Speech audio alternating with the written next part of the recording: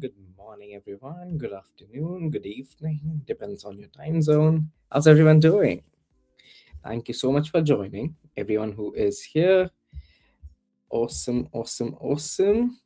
Okay, so welcome back for JavaScript from ground up part 3. This is part 3 of our session, and we'll have part 4 very soon.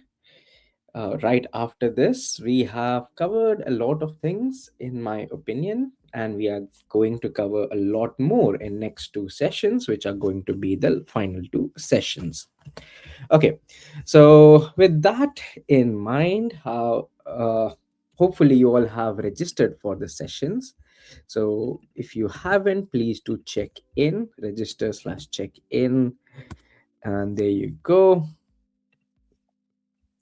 I am good as well. Hello. And please do check in for the session. So, for folks who are joining me for the very first time directly for part 3, hello and welcome.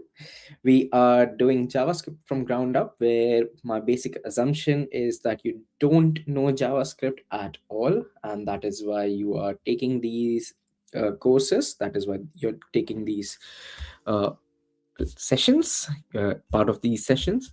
And if you do know JavaScript, I am still insisting that you please stick around so that you can help others who really are beginners. That way, is you are giving it back to the community, right? So that is why, yeah, I would suggest please, please, please to stick around. And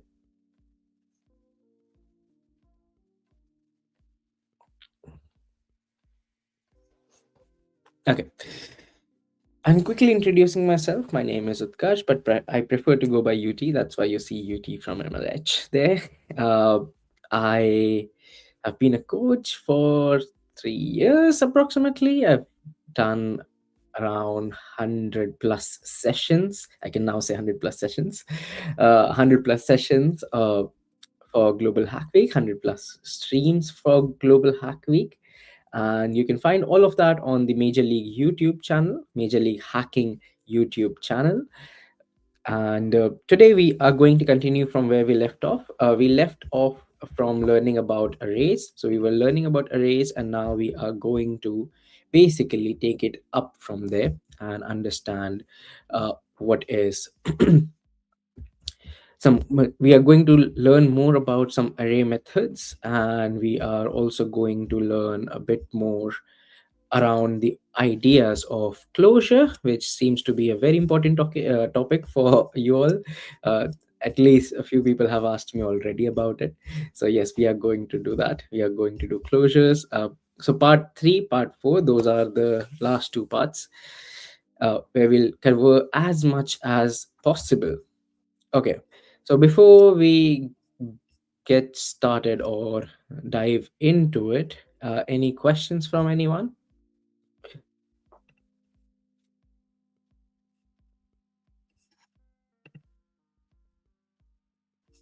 Okay, going to take the silence as golden, and let's go.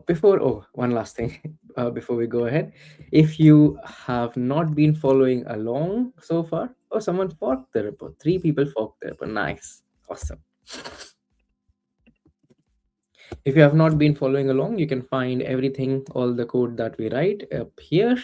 It is not completed, of course, in terms of the writing, but in terms of what we have covered, it's all in the videos. I want to kind of take what we covered in the video and write it. So that would be one of the major tasks, right?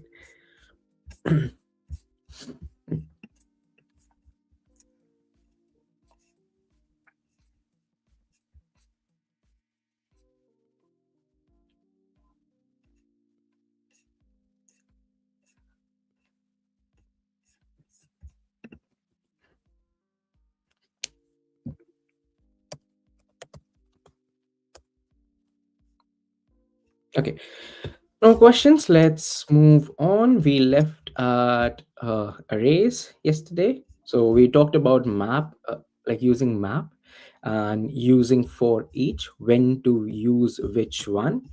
And now let's kind of go ahead from that bit.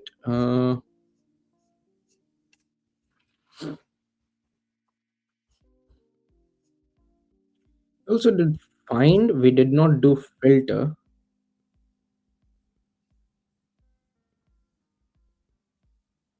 So there's a quick question. Haven't attended the previous two classes. That is going to be a problem if you don't know JavaScript or at all. I would say if you know any programming language, it should be easy. If you don't know any programming language, then it might be a bit tricky. I would suggest looking at the first two sessions, at least to understand some of the concepts with respect to uh, declaring variables and stuff. So, mm, might be a bit tricky. Let's just say that.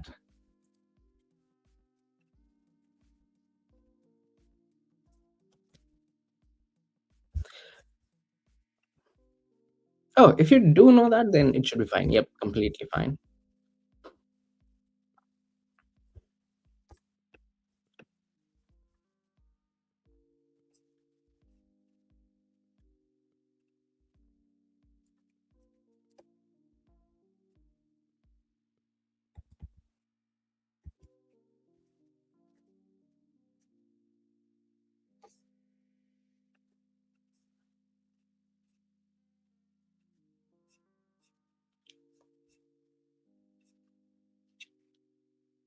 Okay. Any other questions? Hello, hello.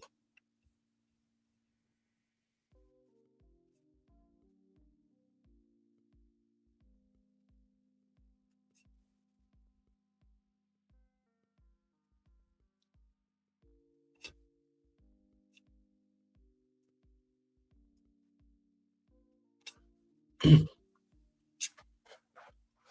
know what? We can quickly do some overview. Okay. So let me start from this bit.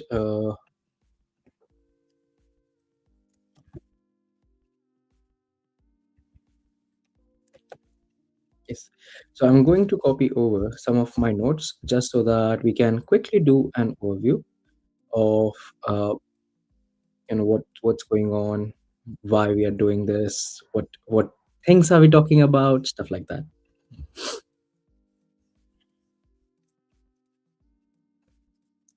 Okay. Removing all this, let's go to foundation. So in the foundations, we basically focused on what is JavaScript and about the specification and stuff. So let's quickly put it down that ways.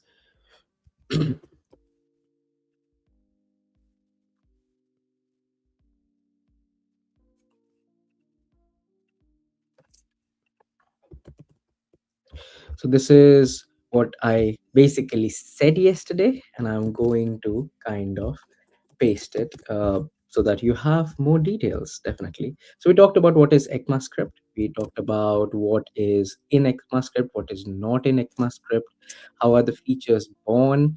We looked at some of the links, some of the blogs that have kind of added all those details. So uh, yeah, that is one of the major things. Like ECMAScript is not exactly JavaScript. We kind of talked about it. It is JavaScript is an implementation of that whole rule book feature.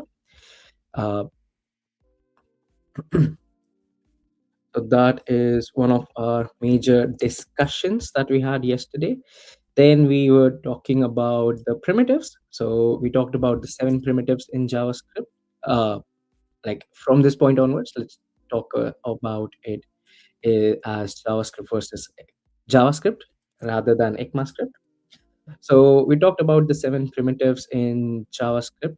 So what the primitives were, if anyone remembers, big in like we start with the very first undefined, which is absence of a value, null, which is intentional absence of a value. Then we had boolean, which would be true or false. Think of it as used for yes no decisions. Number, numeric value, includes integers, decimals, infinity, and not a number. Big int, those are very large numbers. Then you had string, which is basically text, sequences of characters, you can think of it as, and symbols, which are unique identifiers. So we talked about all of those as well. So let me also put that. Then we went into variables. We did not do much on the variable details. So I was going to basically use this part of the insight, which is it's where you store the values, but always remember that values have a type, not variables. Now, that is one thing that I kind of focused on a lot, that values have a type, but when you add it to a variable, uh, then it becomes,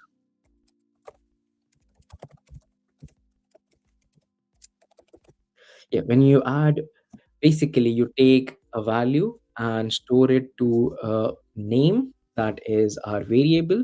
And the reason why we would do that is because we want easy access to it, because it's difficult to remember and recalculate everything again and again.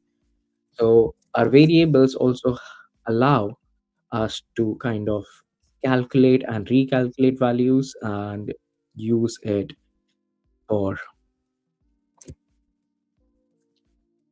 and you can use it in different files, you can use it at different points in your code. So all of that is part of variables. Okay, so that is one of a few things. Then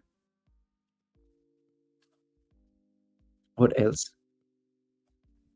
I did not cover this bit, but let's quickly cover it. So we talked about variables. No, we talked about variable declaration. So declaring variables, there are three ways to declare variables in JavaScript. There is the let, there is the const, and there is var. So let, you will use it for values that will change. We did talk about it. We use const for values that don't change, because if you want max score as 100, you don't want it to change between players, kind of. So you use const for those, and var, which is the old way, still used but avoid. And we will discuss about it when we talk about scoping, like why you should avoid it.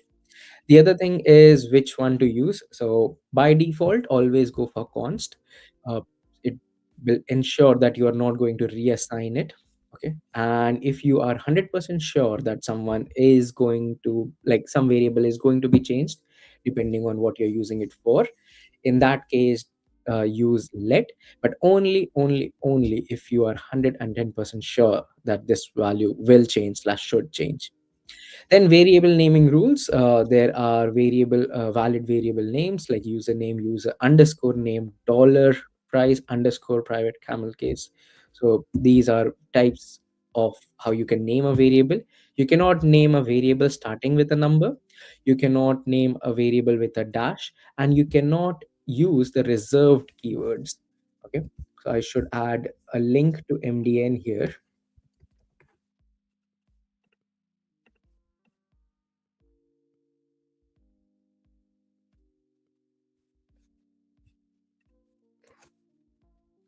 Okay, so as we were saying, that you cannot use a reserved keyword. So MDN JavaScript reserved words. Let's see.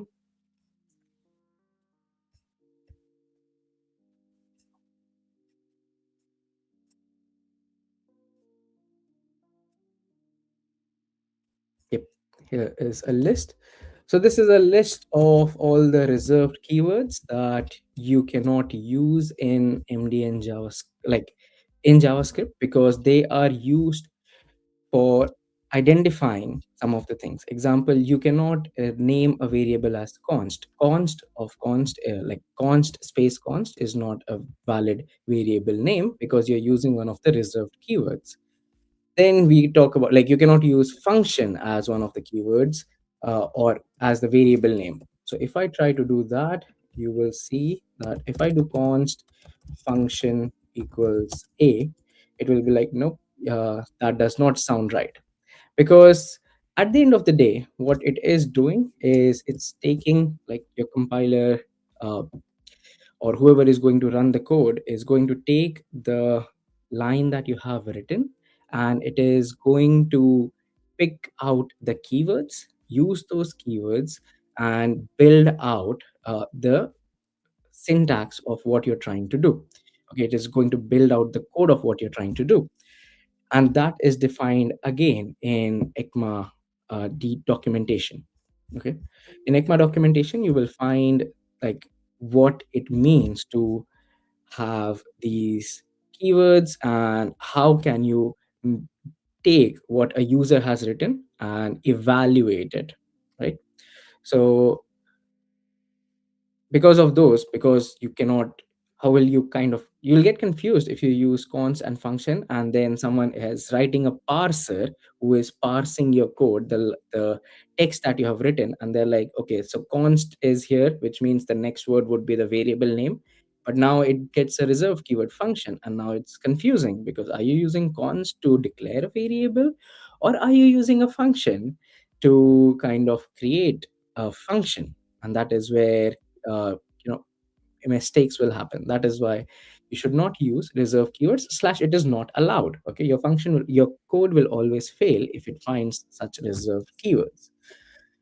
Okay, so let me also add that bit here. uh, oh, I have some feedback. We need better instructor for JavaScript. No offense, and none taken. When I do share the feedback form, please do put it in, say, as to what you think has gone wrong in this, based on, like, if you were in part one and part two of the sessions. Please do put it in and say, like, this was kind of misunderstood or mistaught, and I'll uh, work on that feedback. Cool.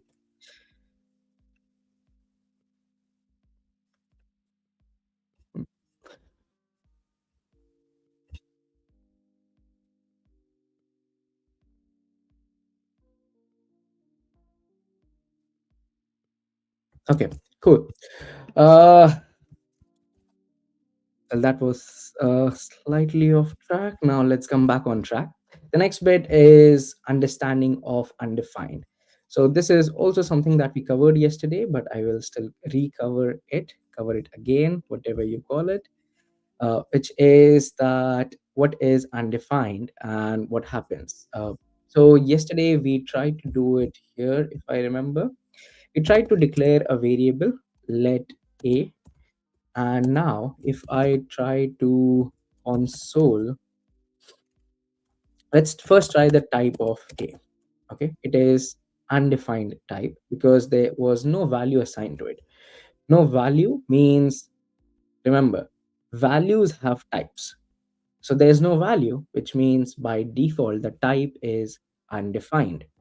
Okay, and if I try to console.log this variable, in that case, it returns me undefined because it says you have not defined a value yet. Okay? You may have defined a variable, but you have not defined a value. So if you have not defined a value, in that case, it is initially not there, undefined. Cool. Uh, but it is, as I've written, that it is different from a variable that does not exist at all. Example, I have defined a here, but if I want to do a console.log of z, hopefully I've never defined z, says reference error, z is not defined. Okay, so undefined versus not defined, they are two different things. Undefined is basically variable has been created, but you have not given it a value. The type of value there is undefined. Whereas if you have never created the variable, whenever you have never instantiated the variable, in that case, the variable itself is missing. So it can be, it's not there for it to be defined as such. Okay. So that is the idea of undefined versus when you'll get some reference errors. Okay, the other things that we covered is some arithmetic like operators. So we talked about operators as well yesterday. So let me add those as well. So we covered a lot of things, but we did not cover some compounds because I was running short on time. We covered like addition, subtraction, and stuff. So we covered some basic math, like adding two numbers, subtracting, multiplication, division. We did not cover modulo, but that is basically to get a remainder. So we did cover this bit, but we did not cover modulo because we had not used it at that point. But yes, you can also get the remainder after a division using this percentage, which is the modulo operator. And you can do exponentiation, which is powers, and that is using this double star. So single star for multiplication, double star for uh, exponentiation. Then you have the increment and decrement. Now this is very interesting with respect to, we did not use it in for loop uh, initially, but then I did add it and no one asked me about it. So let's try this out. So let me clear all this, reload. Let count equals to 0. If I, since this is a let variable, I can reassign it. So I can do count equals to count plus 1. And if I now try to print the value of count, it will be 1. Now if I do count equals count plus 1 again, now it has reached to 2. Okay? And so on and so forth. Now you can kind of shorten it using this plus plus, which says incremented. But it did not change the first time I printed it, okay, which is the interesting bit. So count was 2 before. I did count plus plus, but it did not change. I do count plus plus again, now it is changing. Okay. If I do a count minus minus, so that would imply, so this is the value of count at this point. If I do count minus minus,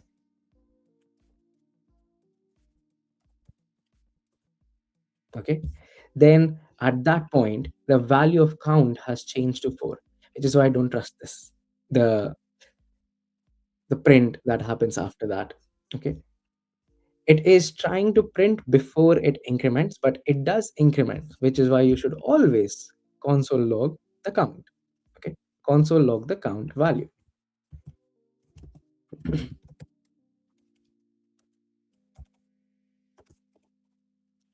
So I should do that as well in the code.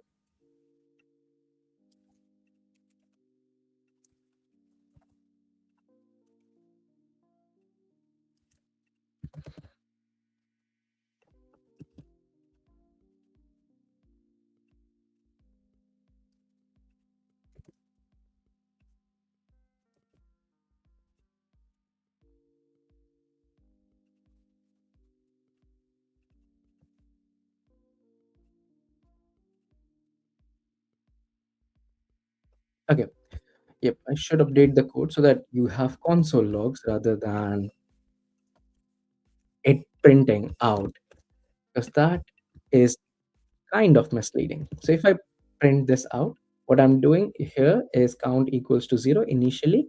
I do count plus plus, and now if I count console log the count, it should be 1. Then if I do again, it should be 2. If I do minus, then it should be 1. And if I do it again, it should be 0 at some point. Okay, so that is all our prints. Perfect. 1, 2, and 1. Cool. So let's ensure that happens.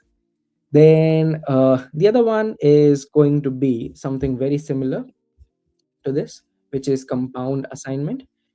So if you do score plus equals to 10, in that case, I will say that this is going to be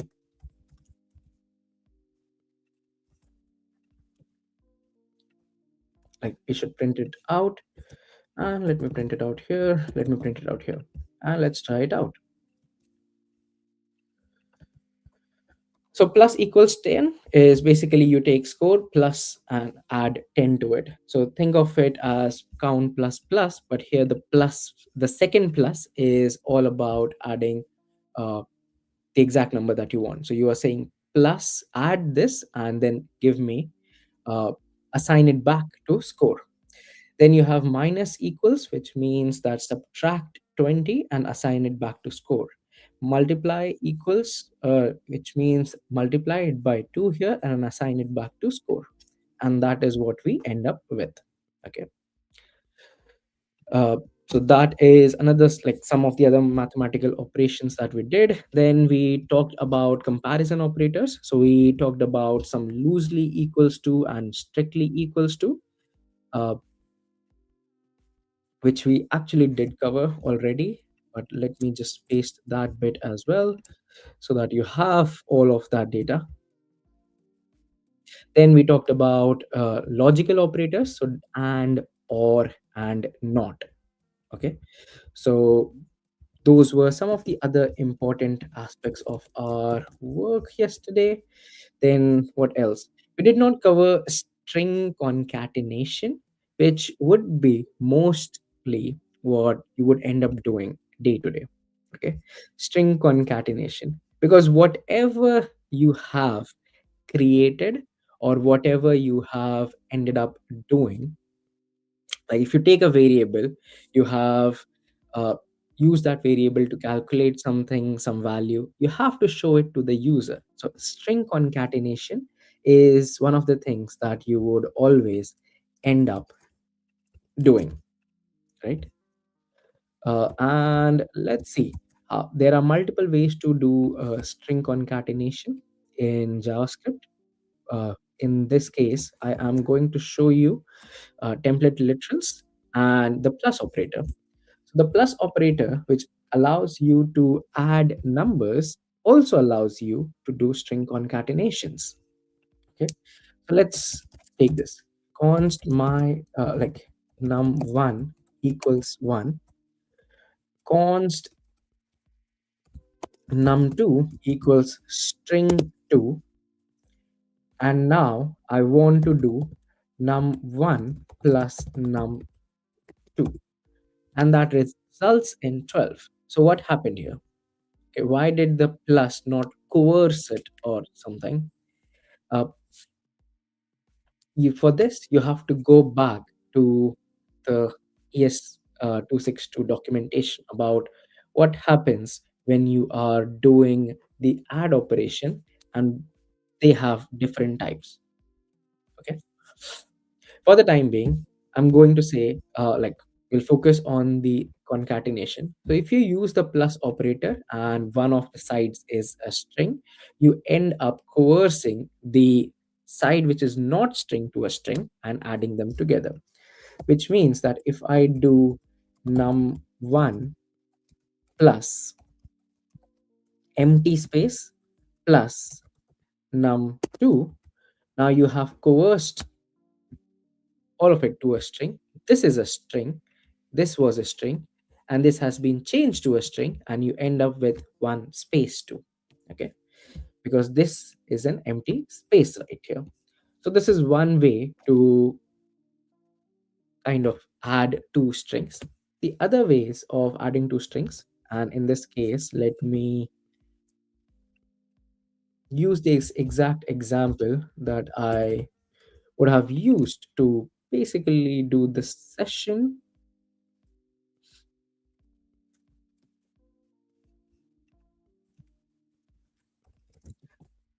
Okay, so the ones that I have used to do this session are these. Let's run it and see them in action. So if I do, like if I want to print greeting, this is what I'm ending up with. If I want to print message, this is what I'm going to end up with. Okay, so what do we have? Let's look at it very quickly. So we have first name and last name, two variables. If I want to create a full name, I can take the first name plus add some space, and last name ends up with this. So let's also print out the full name, and that is what it should be. Another one is this greeting, where we are using template literals. So template literals are the modern way to do it, where you use something called as backticks. Now backticks on your keyboard may be at different positions.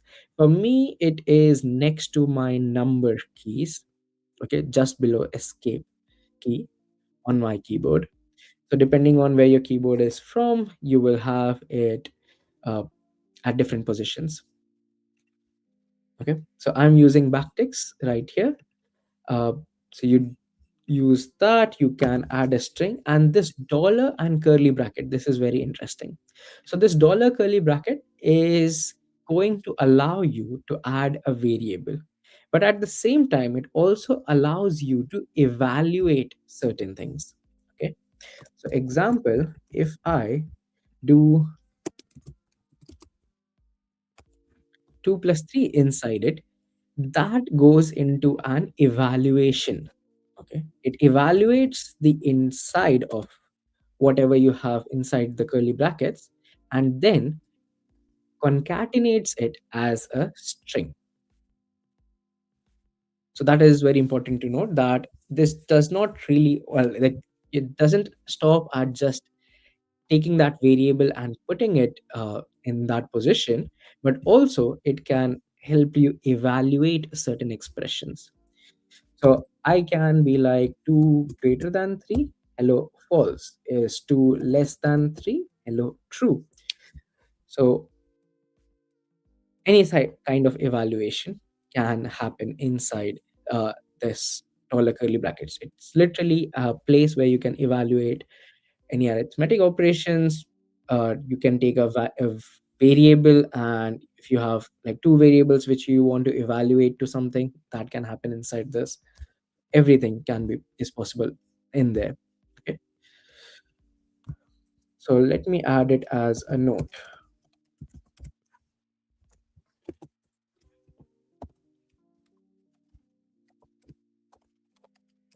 You to evaluate values. And then we have template literals, which was another uh, multi-line template literal. So you can have backticks, but you can kind of print it not in a single line but in multiple line. It results in this kind of output where these backspace n represents a new line. So we had a new line and then some space before the welcome to global hack week. Then we had a new line again, and then we had some space for the your name, and then we ended it with a new line. So that is what it is evaluating here in console. Okay. So that is string concatenation. Then we had control flow. We also talked about control flow. So we did cover a lot of things.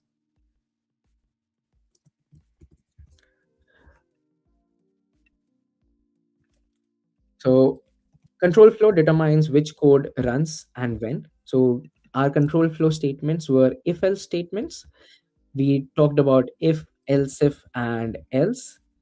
Then what else? Uh,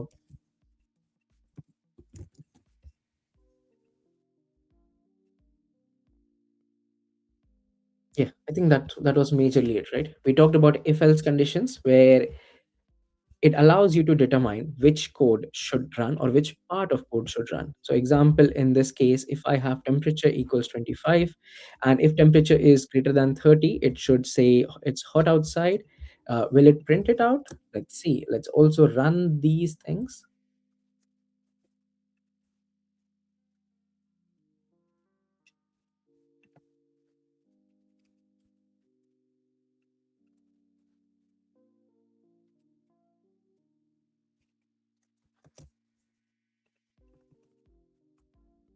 Okay. So in this condition, is temperature greater than 30, is 25 greater than 30, 30 will result in a false, and that is where you will console log, like, so this console log will never be hit.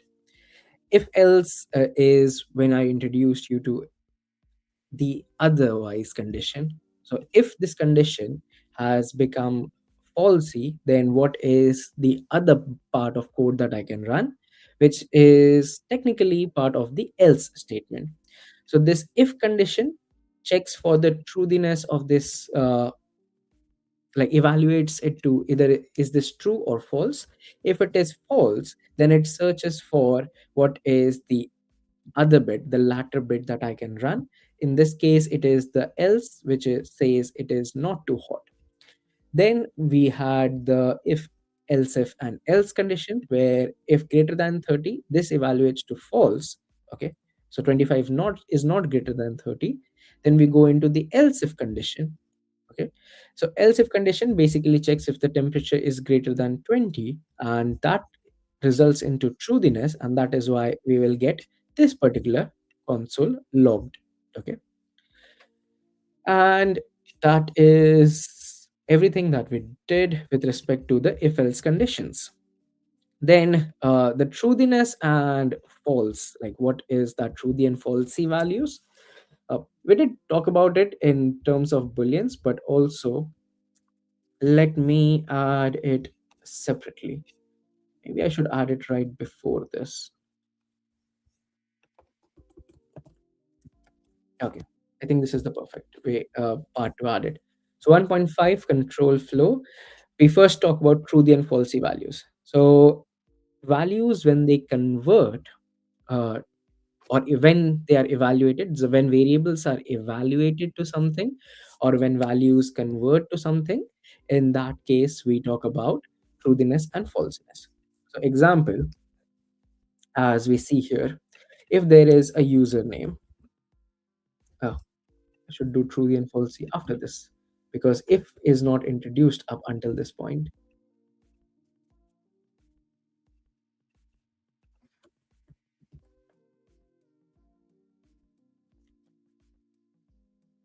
Okay,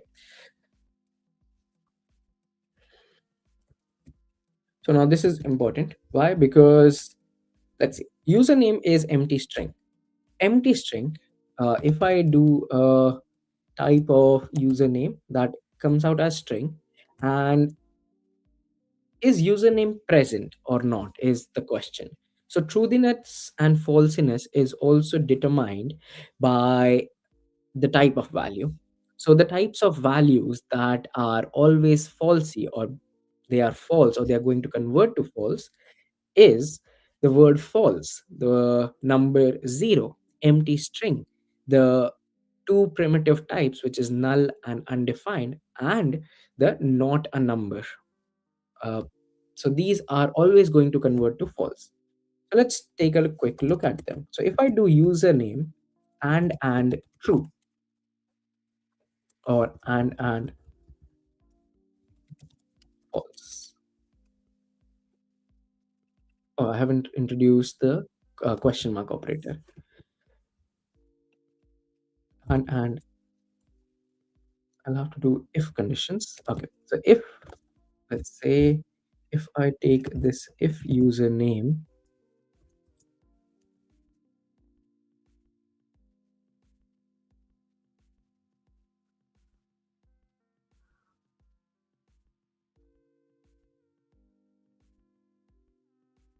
so let me think of a better way. So username console log has been done. I should do if some other variables. So let's do let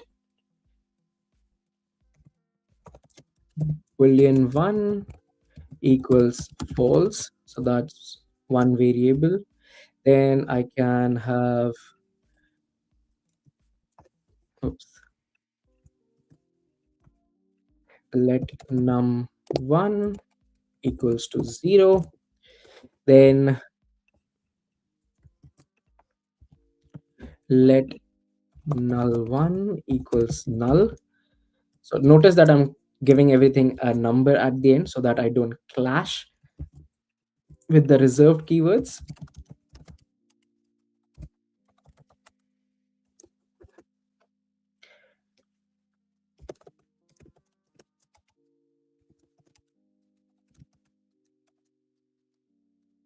Or I can say 0 by 0. I think that should evaluate to not a number, if I remember it correctly. Yeah, perfect. So these are all my variables. Oh, num1 is already declared. No worries. Let me just clear the context and let's try again. Perfect. So in this case, in all of these cases, our code will never go inside the if condition. So if I do if boolean1, in that case, also you don't need curly brackets if it is a single line statement. I can do console.log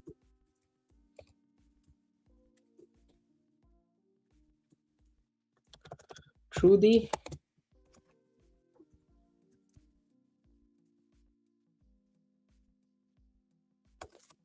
that doesn't run. Okay, if I do if num1, that doesn't run. So similarly for null1, undefined one, and nan1, it will not run. Nan1 is going to be interesting because now if I uh, so this is to show you that this evaluates to nan.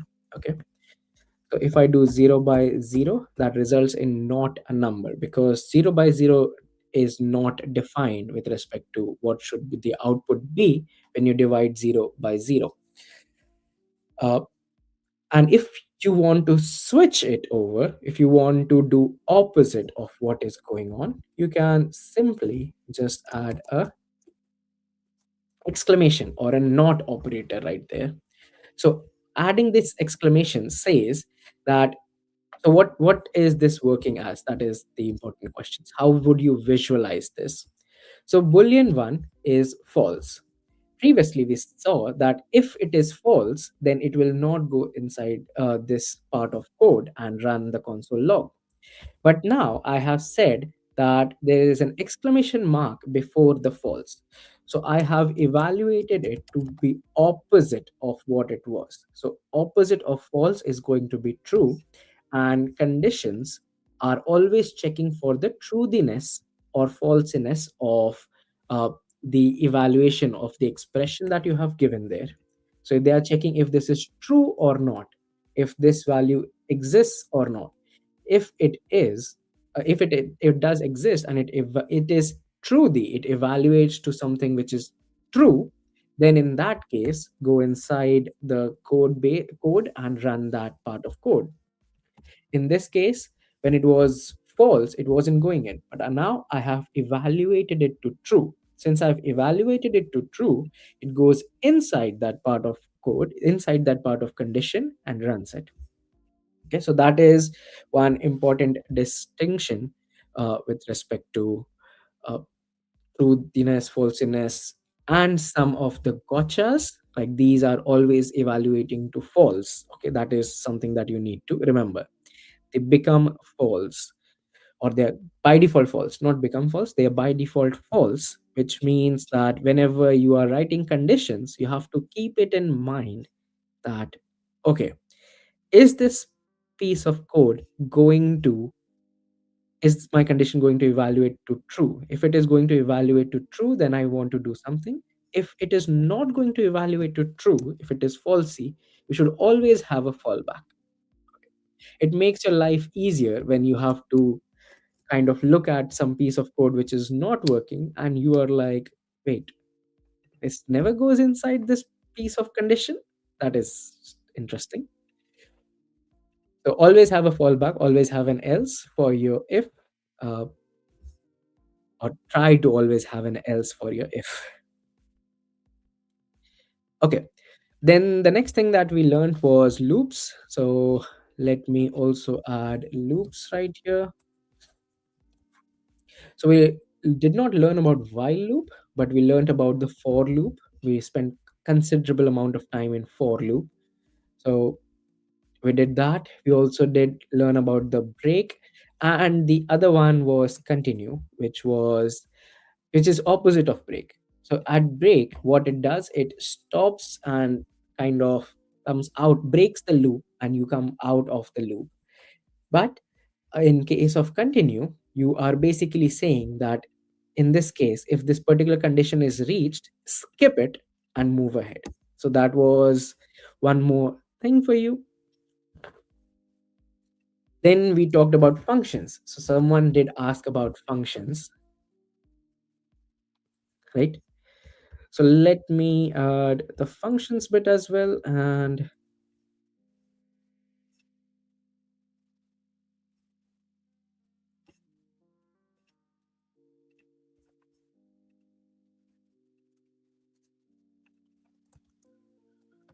let's revise functions very quickly. All of this part of like our module one.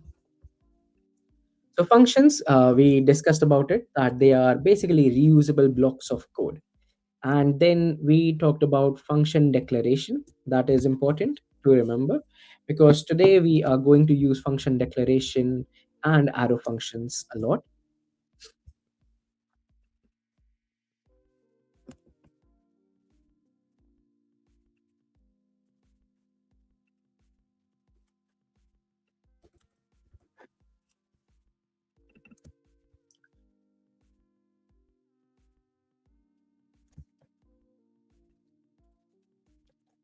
Okay. So, function declaration, to declare a function, we talked about that there is a keyword which tells it that, hey, this is going to be functions. So, where this, I'm trying to go and help with this. Let's do functions today. We are doing functions today. So, function declaration, we determined by looking at a lot of documentation that you declare a function using the function keyword, then you have the name, and then you have a parenthesis inside which you have a lot of parameters that you can pass. So parameters are basically variables that can be used inside the function. Okay, in this case there is no variable, and inside the function all we are doing is console.log. So when you call the function, or as the official term is, invoke the function, in that case it will go and kind of see what the user wants it to do, and that runs everything inside this code block. If it needs some variables, then in that case it will ask for it. If it doesn't need any variables, it will directly go inside the code block and run whatever or print whatever you have asked it to do. So that is what would happen in this part. Then if you pass some parameters, so example, if you want to greet a person with their name, then in that case we do everything inside the function. We wrote that, okay, when given a name, please print that out. Okay, and that works fine, because like that would work, because now when we invoke the function, we will pass it a name, and name is going to be of string type here, because we are going to use it as a string type. But what if I give it a number? Will that work? That, let's quickly test it out. Okay, this works. But if I want to do a greet person and I call, like I add two, it works. Why? Because of string concatenation. We're using plus symbol inside, so if someone adds a number, it will still take it, convert it to a string, add it like all together with my previous hello text, the number which is now converted to a string, and the exclamation mark which gets added. So string concatenation, where the conversion, it is coerced into, like the number is being coerced into a string, and then whatever you want to do inside here works. Okay, now what if I call this function without anything? Okay, in this case, the name variable is undefined. Okay, you have not defined it. It is there, but it is not defined, which is why you end up with hello undefined. You invoke the function, it needed a value. Okay, yes, that is important, but it needed a value, but you did not provide it a value. An absence of a value for a variable means it is undefined. It is initialized with undefined. So this is what we end up with. So let me also add this, because that would be one of, like someone can miss it, and this is what it is going to result in. And let me also add this bit,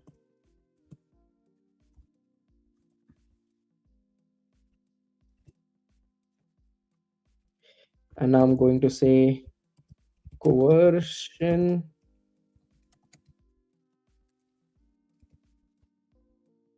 to string and then concatenation.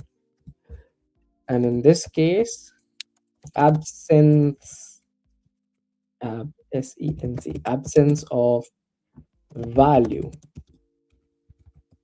So variable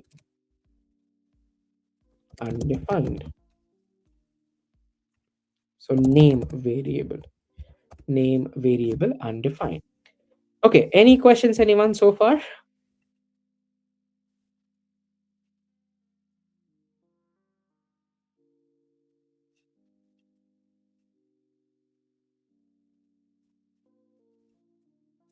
Okay, I'm going to take the silence as golden. So we saw the console bits, but the other thing is that functions can also return some values. Okay, so that was another thing that we saw yesterday. So what is returning of value and why does it matter? So we actually saw that with respect to squaring. Okay, when we were writing squares of like we were trying to calculate the square of a number, we used the return keyword, but we didn't dive deep into it. But the idea is that instead of console logging inside the function, which prints out the details, what if you want to use the value that got evaluated inside the function for some other purposes? So, this is one of the examples. I want to evaluate like this multiply a comma b, and then I want to take the result of whatever comes by multiplying it and print it out, or maybe I don't know, square it or do something with it. So in this case, if I used console log inside this function instead of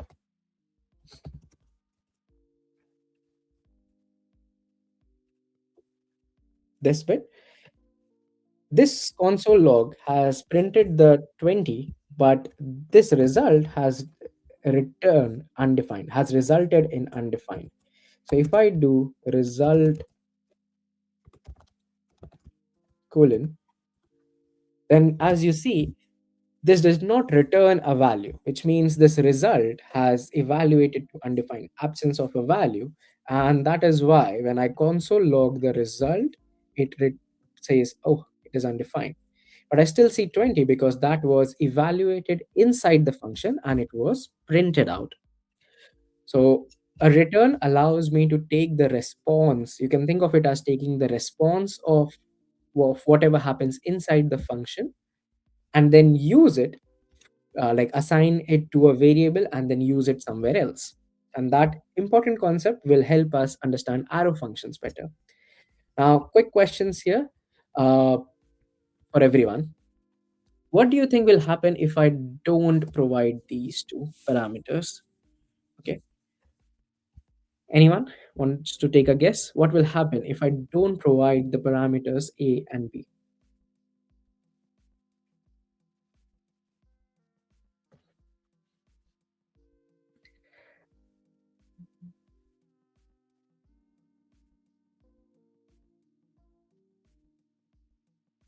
It will return an error. Okay, cool. So why would it return an error? Because A would be undefined, not provided. B would be undefined, not provided. And we are trying to multiply undefined with undefined, right? So then ideally it should return an error. Anyone else? Any other guesses? Okay, let's try it out. And moment of truth, hit enter. Nan, not a number. So multiplication of undefined with undefined results in not a number. Okay. Undefined plus undefined will also result in not a number. Undefined minus undefined will also result in not a number. Similarly for divide. So all the mathematical operations between two variables that are undefined, like both of them undefined, results in not a number. What about if one of them is undefined? Okay. Would that return not a number or error or something?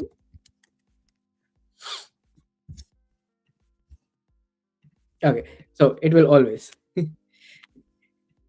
Yes, exactly. It is technically true that whatever turns out isn't a number. Okay. But to understand why, okay, we have to look at the documentation. So, what I'm going to give you as again homework is go and find the piece of documentation where it tells you what should arithmetic evaluation be. Okay, that is my hint for you all, that arithmetic evaluation is what you need to go and search for.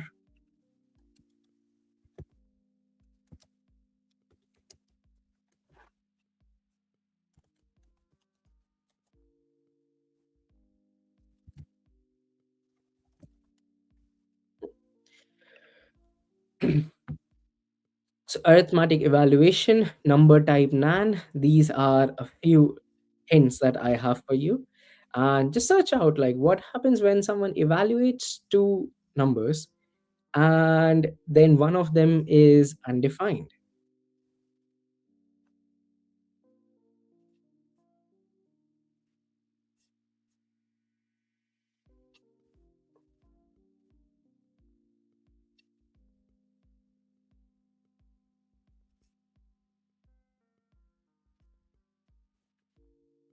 Yeah.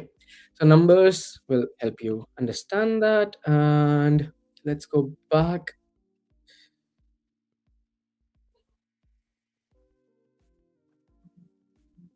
Here's an example as well about like calculating fees based on the base price and is early bird. So if is early bird is a boolean, okay, so now we are using our boolean to evaluate certain parts of code. So we are what are we doing here? Let's try it out very quickly and also print it out as well. So let me clear all of this, reload. Okay, so what are we doing here? So in this case, we are providing base price, which is one of the inputs, and is early bird, which is a boolean value in our case. And now inside the function, we have conditions. Okay, the first condition is if early bird. So it means that if early bird, like is early bird, evaluates to true, which in this case does, we want to return base price into point 0.8. So we are giving them 20% discount. Cool. But this return, what is this return? Is this return to come out of the if condition or is it return to come out of the function?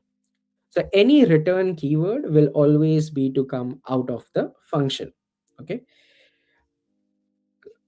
So what we I could prove is if I do a return with 1 right here and I run this function, or let's say p1. Okay, if I use this variable phi1 and I hit enter, it has returned 1 because I have done an early return with 1. So it has come out of the function before any evaluation happened. So now let's clear this all out and let's try again. So now I have calculate phi. I don't have this bit. Okay.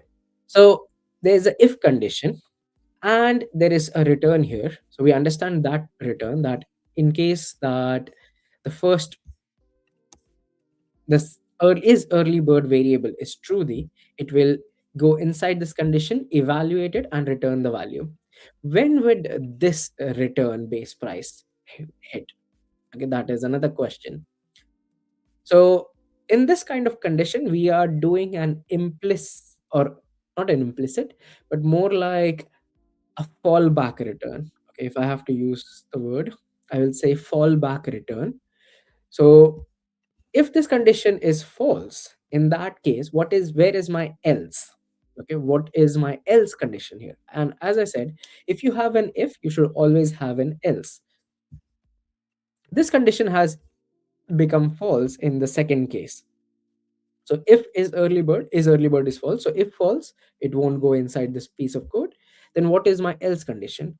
And this return acts as my else condition. This is my fallback return in case all the above conditions fail. So if I had like multiple if conditions and all of them failed, what should this function return to the variable, like the, or to whoever is calling it. Okay, so to whoever is calling it, what should this function return is determined by this, like this last line of return that I'm writing. So think of it as a fallback return in case everything above fails. uh, if you have, like in other programming languages, you don't really need to know this, but if you have used a switch case statement, and you know, like if I want to switch between case 1 or case 2 or case 3, and after all of them have failed, what is my default case? That if everything fails, if none of the above cases match, what should I return to the uh, piece of code that is calling this switch case?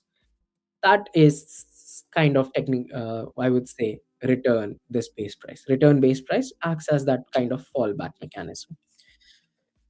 So now if I do P1, that results in 80. But if I do fee 2, where is early bird discount is not applied, then in that case, it returns exactly the base price, which was the input. Okay. So we can improve it by saying that we always give a discount of, like, let's say 1%. Okay. So if I now do fee 1, that still stays the same. But if I do fee 2, we'll always give a discount of like 1, and it ends up with this 99. So this is our fallback, like always gives discount kind of fallback. So that is our return values. Any questions, anyone? Anything?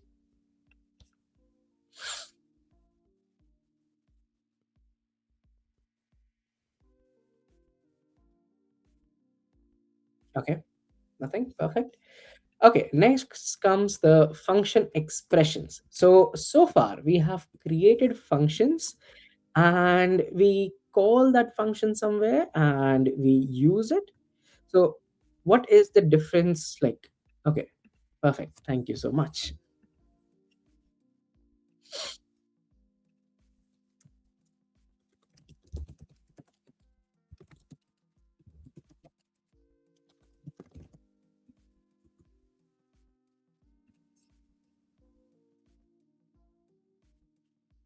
Okay, so function expression, sorry, we are coming to function expression.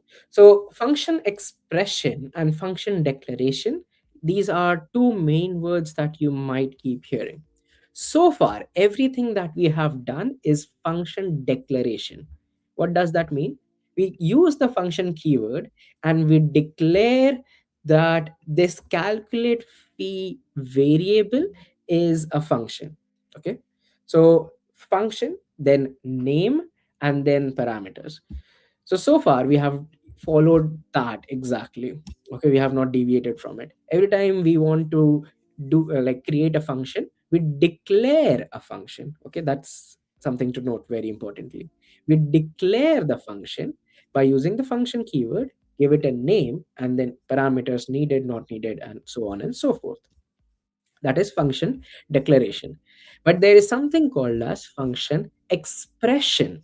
Okay, function expression is, if you have to think of it simply, then you are using the function keyword, but you don't give it a name. Okay, you don't give it a name. You take the name out and you kind of either have what's the word, you can either have it assigned to a variable, or you can immediately invoke it. Okay, so three words so far: function declaration, but that is basically the normal way of writing function. Function expression, which is that the name of the function can be omitted, but you still have to use the keyword of function. And why would you use it? Because what if you want to immediately invoke a function? Okay, like, let's see it in practicality. That would make much more sense. So uh, let's add a very quick example here. Reload.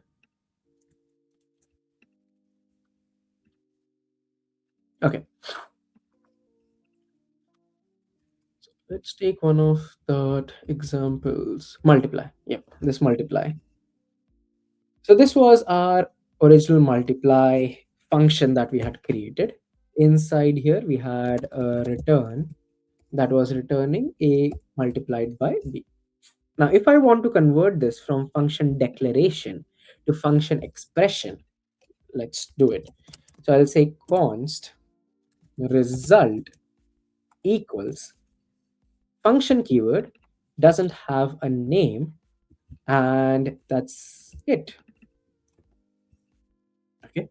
So now I have removed some bits and pieces, but now the problem is this function needed like it needed two inputs.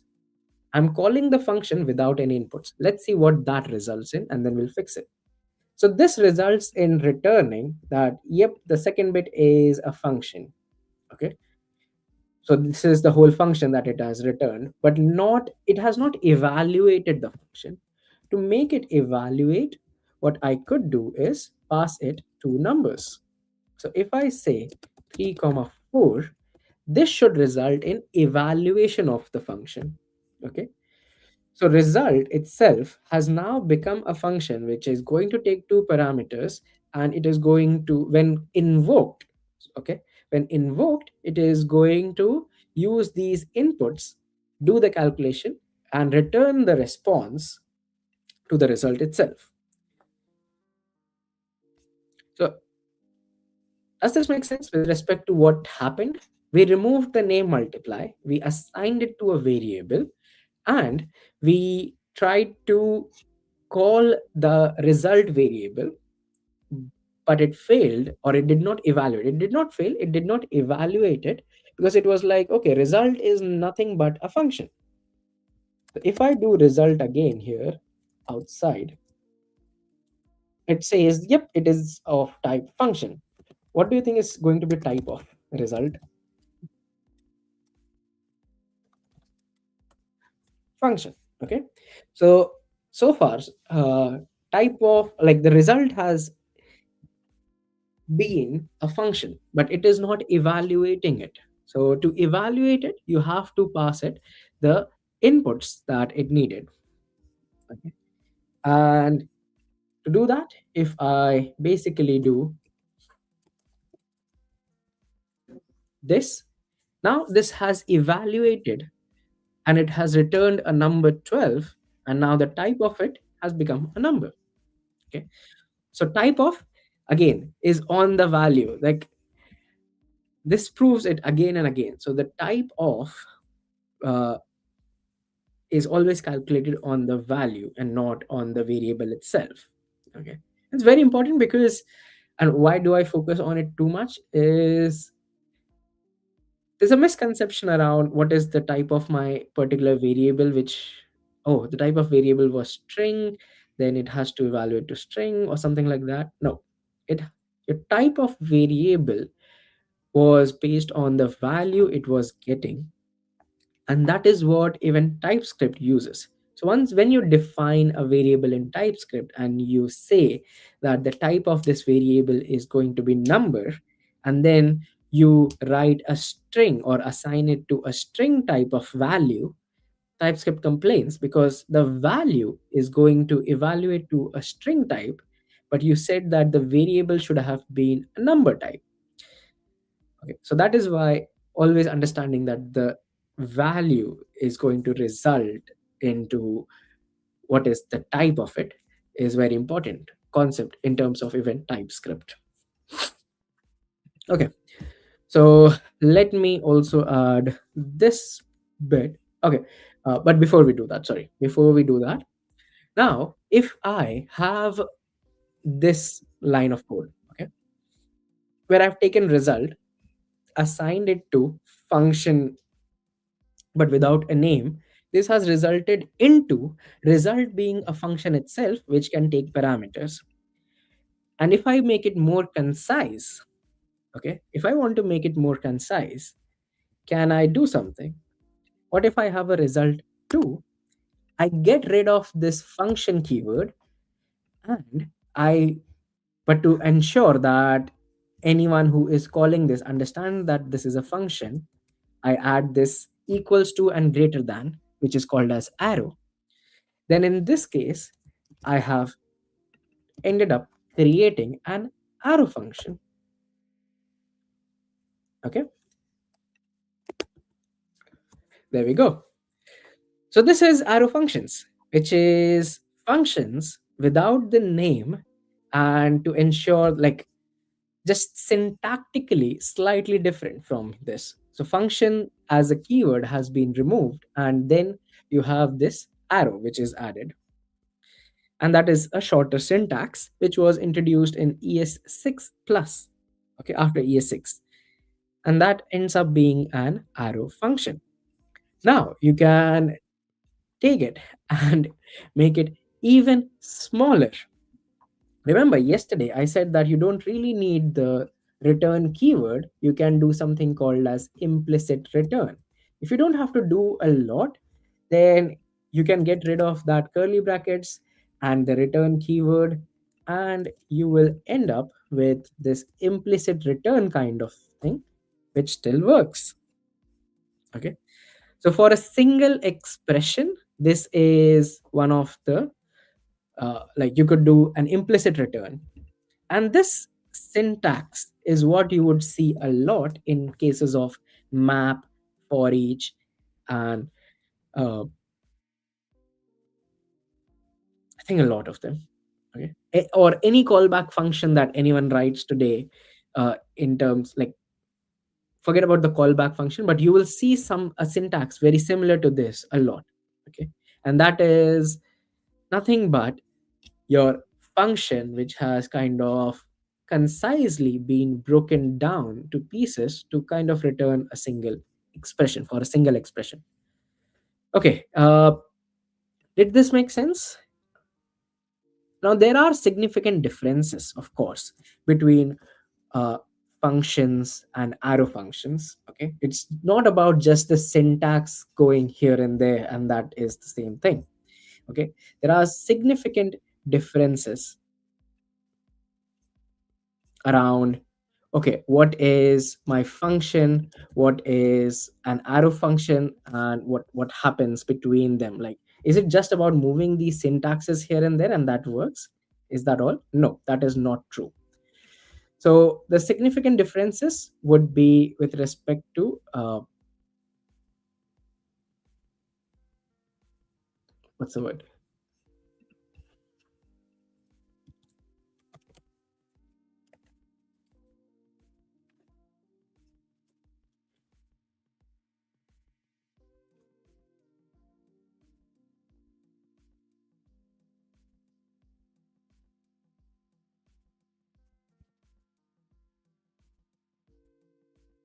Oh, someone else has also asked. So I was reading the comments, and there is someone agrees, and there's a question: what is arrow function? We covered the syntax, and now let's uh, discuss. I did not want to discuss it before we actually reach the point where we are talking about objects, and we're talking about classes, because that's when the word keyword this makes much more sense. We have not reached that point, but since someone wants to ask about it.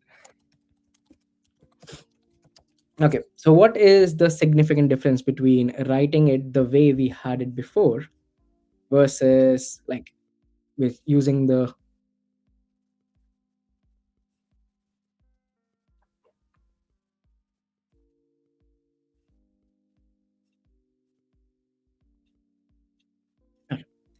let me think of an example.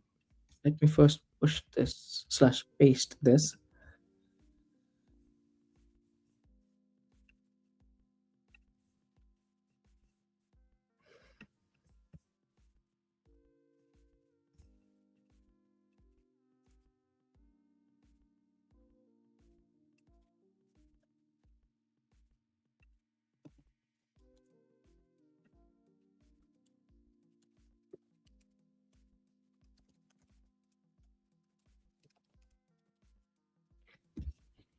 Okay. So, difference between arrow function and functions. I did not want to do that before we talk about that this binding, but since people think I'm not teaching it great, let's get into it. Uh, okay. No, I don't think it will make sense, frankly, because you still haven't understood what is inheritance, which means you haven't understood what is closure. We have not talked about it. So I am not going to explain the difference itself with respect to, okay, what's going to happen between this result 3 versus when we had a function for, let's say, result.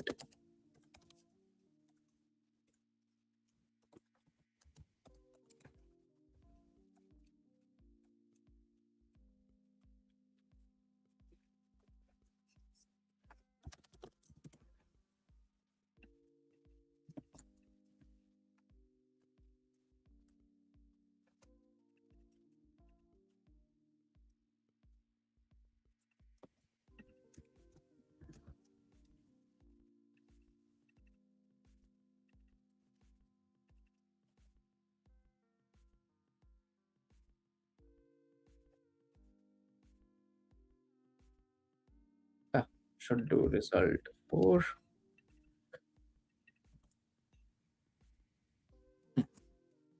Okay. But to quickly explain what is an arrow function, what we did was we took a normal way of writing function, we assigned it to a variable, we got rid of the name, which became a function expression, and we kind of shortened it more, and we ended up with something which looked like this. And this is called as an arrow function. Now, arrow function in terms of syntax, we have kind of reduced the amount of syntax that we have to write, but that does not mean that, as I was saying, that it is exactly the same thing. Okay. Or is it that it is exactly uh, like it works similar way, like 99% of the cases it will work a similar way. Okay. But there is this 1% of case where you will find that, okay, this actually doesn't work how I want it. Okay. So I will do a quick example. So let's say I have const one and I have owner defined. So this is an object and owner is GHW or const events, let's say. And who is the owner? Okay. And this is a function, and a function without a name is is going to be a function expression, and there is no parameter that I want to pass. And right here I just want to do a console.log of something called as this dot owner. Okay. So this is an object. In this object, what we have created is two keys, key and value. We have talked about object yesterday, and key is owner, value is GHW. Key is who is this owner, and value is a function which console logs something. Now I'm using something called as this keyword.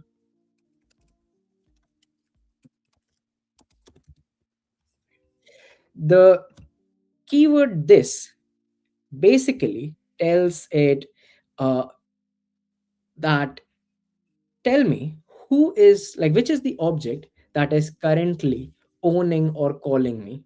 Okay. So that this keyword is used is it's a special keyword. Again, it's in the list of special keywords that would be here. There we go. So it refers to the context where the piece of code is running. Okay. So that this keyword tells me, okay, who is running me and what is my value. So I've added this part, like I've added this piece of code. Now let's run this. So if I do events dot who is the owner, and I call this function, it will return me GHW, right? It is returning me GHW because in this case, I have called the function. The function itself is going to run and it's going to say, okay, there is this special keyword, this, which tells me, which tells it to kind of go and find who is, like, if this particular value exists, okay, if this value exists, evaluate it. So this refers to this particular object, and if this key exists, sorry, not value, sorry, uh, this refers to this whole object, like everything from here to here is part of this technically, and this is now going to find, is there a key called as owner? If it is, then just print it out, and that's how I print out GHW. Perfect. Now, if I do this exactly with an arrow function, okay, so if I do this and I'll say this is normal function, and I create an arrow function.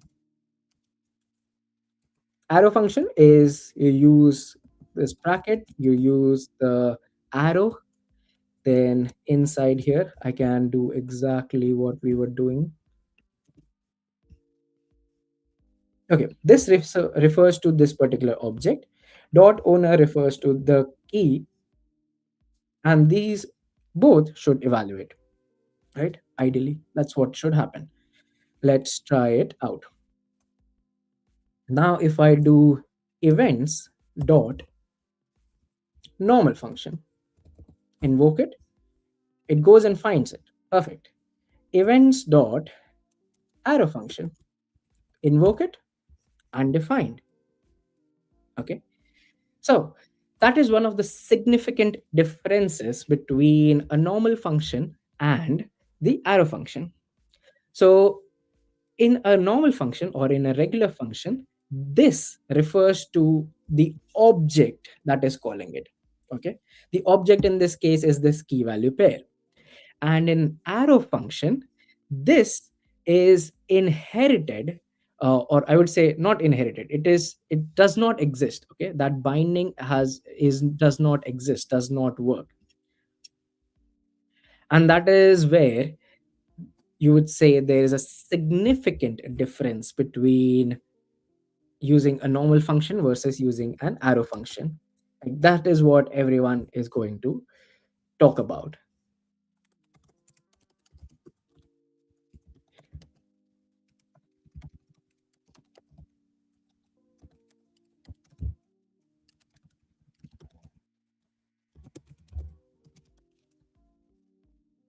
Any other questions? We saw what is arrow function, we saw how to create one, and we also saw the difference, and that is by design. Okay, they're designed to not have their own this.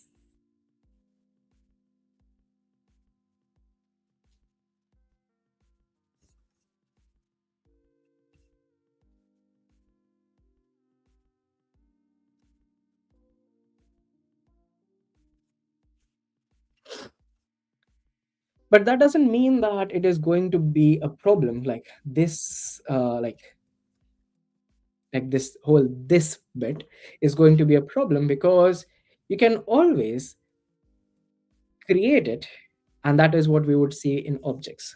For the time being, let me also take this bit that we created and add it here.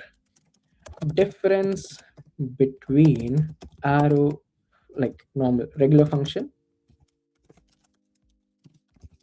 and arrow function. So we create this events. This is function expression. This refers to the object, to the events object. Key value pair.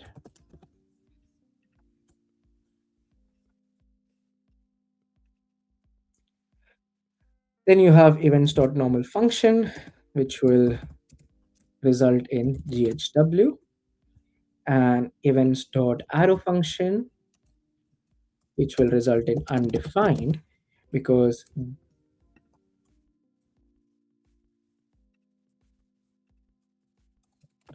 because this dot, actually let me leave it at this point. Cool. Any other questions before we get ahead? I think this is a significant recap of everything, and anything that I had missed before has also been covered. So I think that is good. Uh,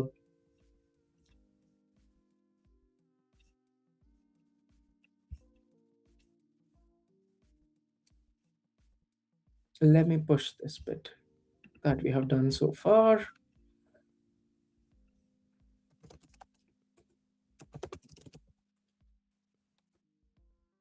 Oops, that is one extra M there.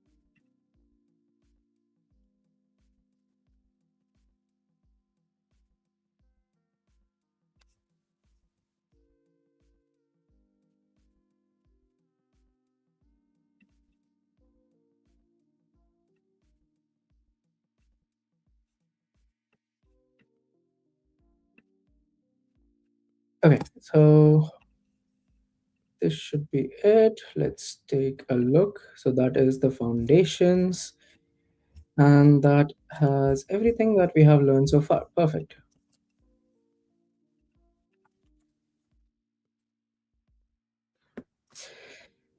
Okay, there we go. Everything that we learned slash wrote as part of this session is up there, and if you have to refer back to it, you should be able to refer back to it.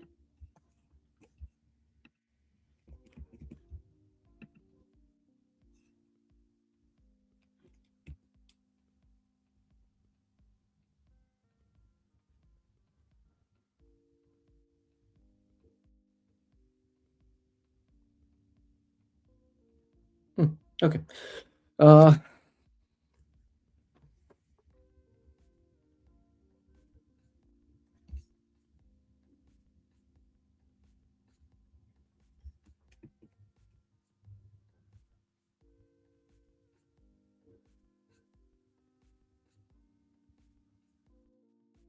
I don't understand this comment.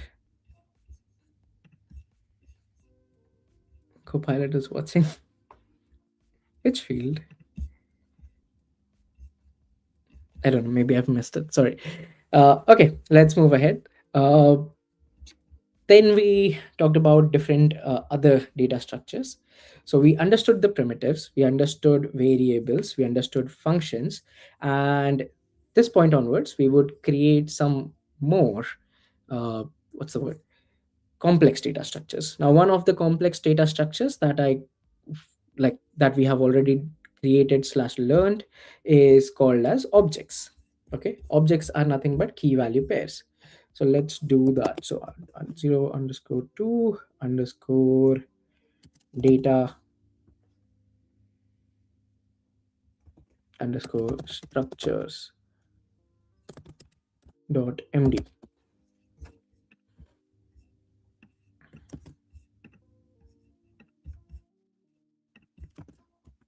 Okay, so data structures. All right, like now that we have understood primitives, variables, and functions, we can learn some complex data structures, which helps us organize data. So this is the top heading of this file. Okay, so the first one that we are going to learn is going to be objects.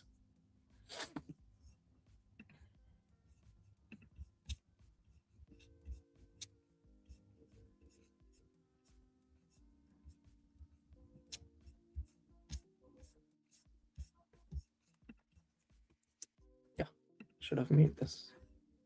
Nah. Okay, we'll change that later. Okay, so what are objects? And objects, I would say, are basically collections of related properties. Okay, and they are going to allow us to group some data together. So how do you first, like the first question is, how do you create objects? And that's, well, ideally that is the most important bit, right? If I don't know how to create objects, then there's nothing that I can do. Creating object, we actually saw it right before this when we pushed the when we talked about the whole this binding, but it is key value pair. So we talked about that bit. So key value pair in this is like example, if I have a variable participant, I have id, which is a key, name which is a key, country which is a key, is active which is a key, and then some values, and that is basically an object.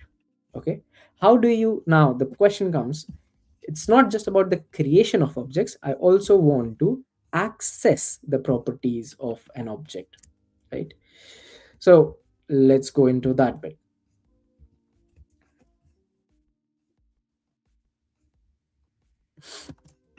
So let's see, if I have to access properties of an object, there are multiple ways to do it. One is using the dot notation.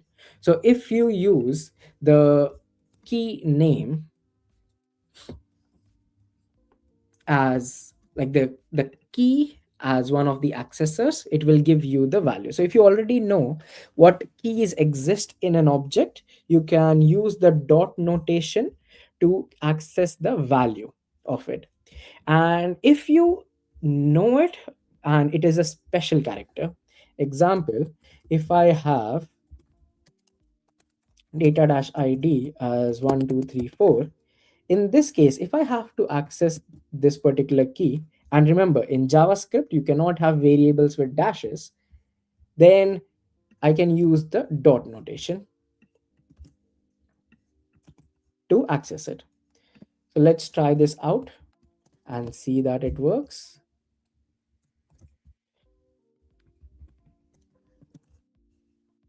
So I go over to this bit, load, hit copy it, hit enter, and there we go.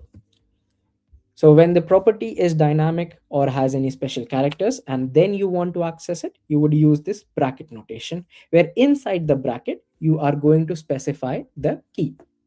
Okay, and that's it. Next up,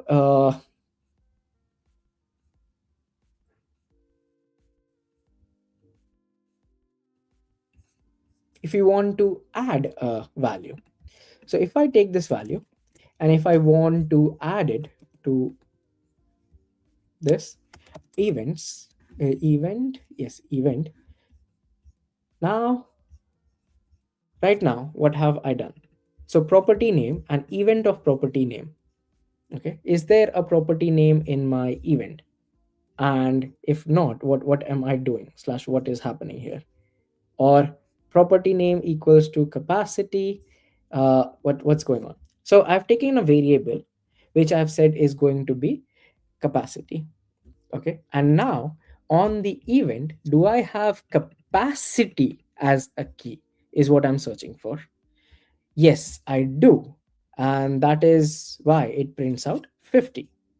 Okay, so it's not about accessing property name on event object, it is about accessing capacity key on event object, and that returns me 50 because capacity exists in my event.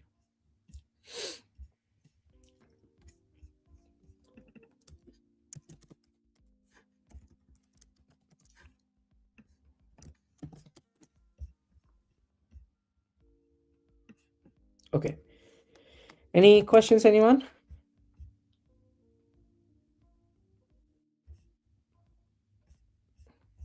No, perfect.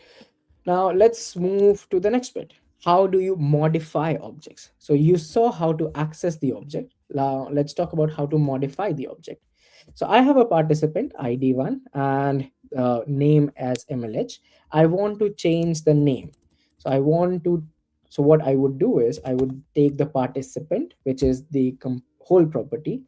I would say find out the key called as name and assign it to GHW again. Okay, so this is how you can assign up, like change the value. What if you want to add a property? So try to add country and change it to, let's say, UK. And then if you want to, what else, you want to add is active, and that is a boolean true. Now if I try to console log participant, there we go. There was an ID already. The name has been changed from MLH to GHW, and is active is now added as a property, which is true. How do you delete a property? So if I want to delete this is active, I can do something like delete. And I will say from participant object dot is active needs to be deleted. So if I now print participant, it's gone.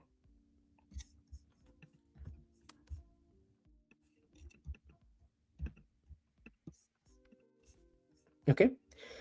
Uh, what else?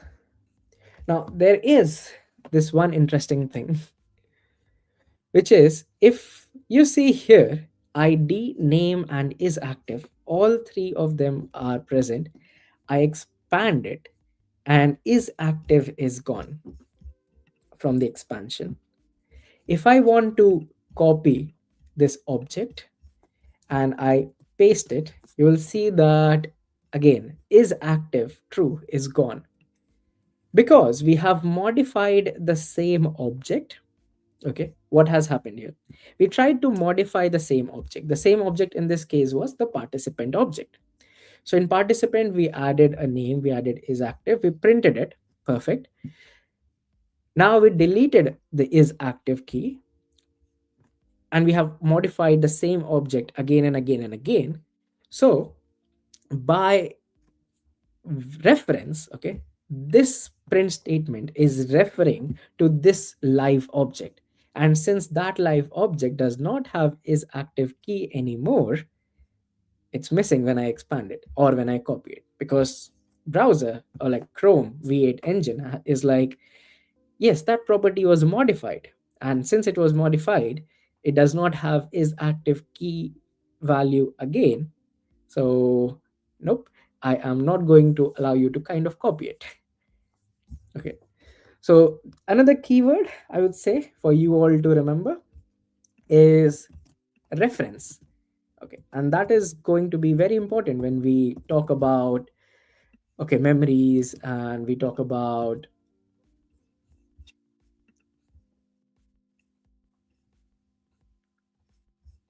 What else? Passing by value, passing by reference. We talk about deep copy. So all of these will,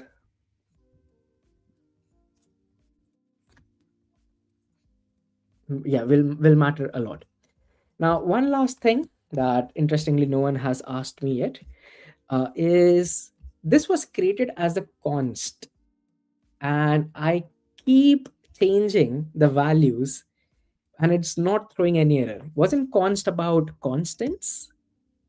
Like, shouldn't this have been let because I'm changing values?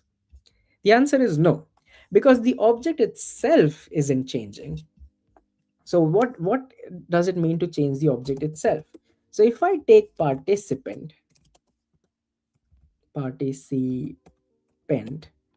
and try to assign it to an empty object, that is going to throw an error because I am taking the whole object and reassigning it. In this case, what I'm doing is, I'm not reassigning the object itself, I'm not reassigning this particular object or this participant object. What I'm doing is changing the keys or the properties inside it. Okay, I'm modifying the contents, you can say. So the contents are changing, but not the object itself, which is why it is happy with it. So, example, if I have participant with ID and name at this point, and I keep deleting, like if I delete the ID as well, uh, then I am only left with name. I delete the name as well.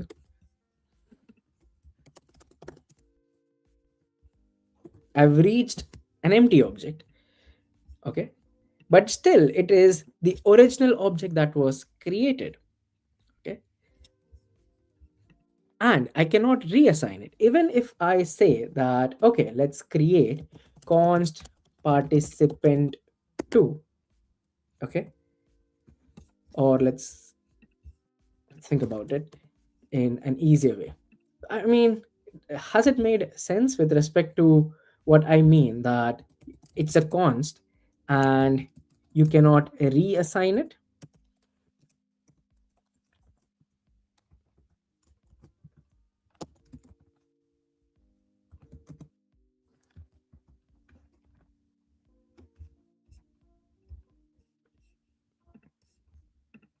Okay, let's create a participant 2 since there are nothing. I'm going to say, now if I create a participant 2, which is empty object, my participant itself is an empty object. Are both of these equal?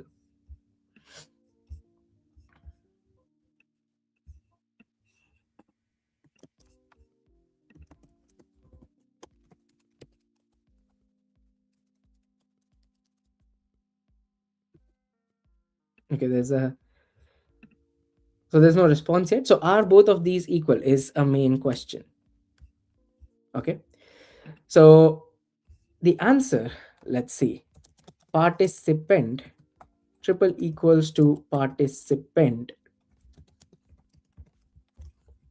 2 is going to be false. But both of them are empty objects. So why? Why are they not same? Or why are they not equal? And this is where I said that the whole word of reference and value, these come into picture. So what's happening here? So when we try to basically say, are two variables equal? Okay, then we are trying to compare their value. But when we try to compare objects, we compare objects by reference. Okay, what does that mean? So if I create const a equals to 2 and const b equals to 2, is a triple equals to b? It is true because both of them have the same value. So in terms of our primitives, most of our primitives, there are exceptions of course, but most of our primitives are going to be compared by value. And in terms of value comparison, yep, they are exactly the same. But in terms of object comparison, which is participant and participant 2, even though they look exactly the same, they are not the same in terms, like, because JavaScript uses reference to compare objects. Okay. And what does that mean? So when JavaScript compares two objects, it is basically trying to compare that are they using the same memory location in, like, in wherever it is stored. Okay, in JavaScript memories, memory table, or think of it as like boxes. Okay, you go into a room and you have a participant which is empty. Okay, participant which is an empty object stored in, like, top left corner, and you have participant 2 which is stored in bottom right corner. Are they the same? No, because they are in two different memory locations. So that is why, uh, like, this triple equals to doesn't work for them. So triple equals to, in terms of object, checks if they are pointing to the same memory location, or they are the same object in the memory, not if they have the same content. So if I have to kind of prove that if they are pointing to the same one, how can I do it? So let me just do const a equals to empty object, const b equals to empty object, const c equals to empty object, and const d is equal to c. Okay, is a triple equal to b? That should be false. They are not pointing to the same memory location. Is b triple equal to c? No, that should be false as well. But is c triple equal to d? That is true, because d was basically assigned the same object as c, which means wherever this object was created, this c object was created, that's where d was also created. Okay, so that is all about memory locations, and, like, what does it mean to be, like, comparing by value versus comparing by a reference. Any questions, anyone?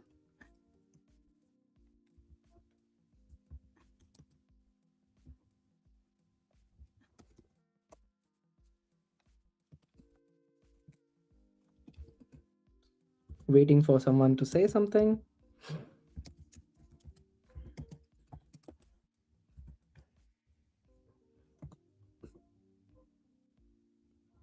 Okay, no answers from anyone. Cool. Or no questions either. So now, if so, we talked about, like, a and b, they are in different memory locations, they are not equal. D and c are equal, or c and d are equal, because they are pointing to the same memory location. If they're pointing to the same memory location, then it also means that if I modify one of them, I end up modifying both of them, right? So if I do d dot id equals to 1, and I print d, it has id 1. Since D was basically assigned same as C, if I now print C, that should also have ID 1. Because at the same memory location, what I've tried to do is modify the object. Okay. And that is good in some way, shape, or form. It's also bad in some way, shape, or form, depending on the use case. Because maybe you don't want to modify the original object. Suppose this original object was an input to two different functions to calculate two different things. Example, from yesterday, we had our events list, right? Or participants list or events list. Let's talk about events list. Suppose this events list was an input to two different functions. One of them capitalizes all the titles, and one of them changes the capacity into 2 for everything. Now, or one of them has to, I don't know, add exclamation. Okay, so there's a function which capitalizes, there's a function which adds exclamation if it is capitalized. And those two different functions, if they are trying to modify, like, for whatever reason, the way you have written the code, you end up modifying the same object, then it's bad. You don't want to do that. You want to create a copy of it and modify the object and return it as a response. Okay, because of this whole fiasco, that if you're pointing to same memory location, then you end up modifying the same object. So one of the major interview questions would be, how do you deep copy an object? Okay, so deep copy means taking the object, like example C, assigning it to D, but they should point to two different memory locations rather than pointing to same memory location. How can I do that? So that's a question, which is what I'm going to leave you all with for the time being. Okay, and when we come back from a quick break, we will talk about it. Let me, before we go on a break, let me add the modifying objects bit.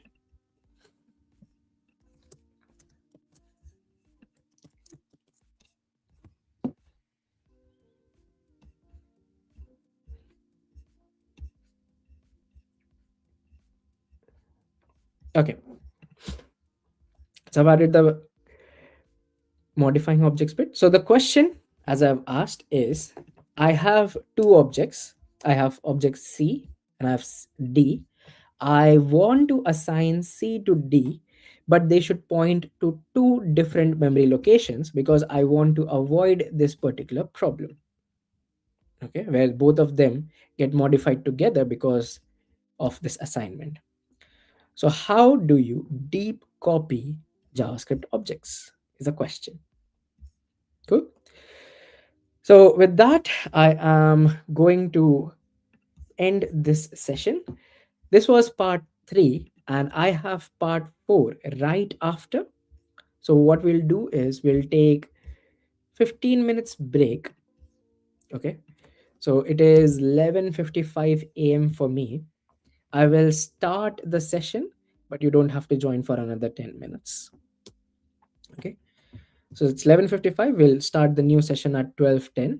And before I end this session, uh, I would request you all for feedback.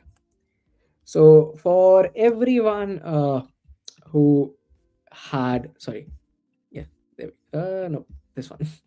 Okay, so everyone who was unhappy with these sessions, please put it as part of your feedback or as part of the feedback. And I would really appreciate it to understand what went wrong. Okay. So, and everyone else, please also provide feedback, good or bad. Any constructive criticism is helpful and appreciated. And I welcome that to understand what could I have done better to give you a better understanding of what we have been doing. And if you have understood everything so far, then that would be like, if you put that as the feedback, that would be great as well. So I appreciate everything there. This was not this one, this was part 3. Oops. Okay, so this was part 3. And right after this, we'll have part 4. Okay, cool. Any other questions, anyone, before we end the session?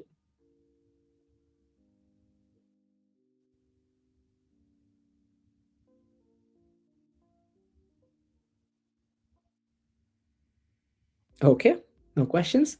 I'll post an announcement on Discord. I'll start the stream, but we'll actually start working around 12:10, 12:15.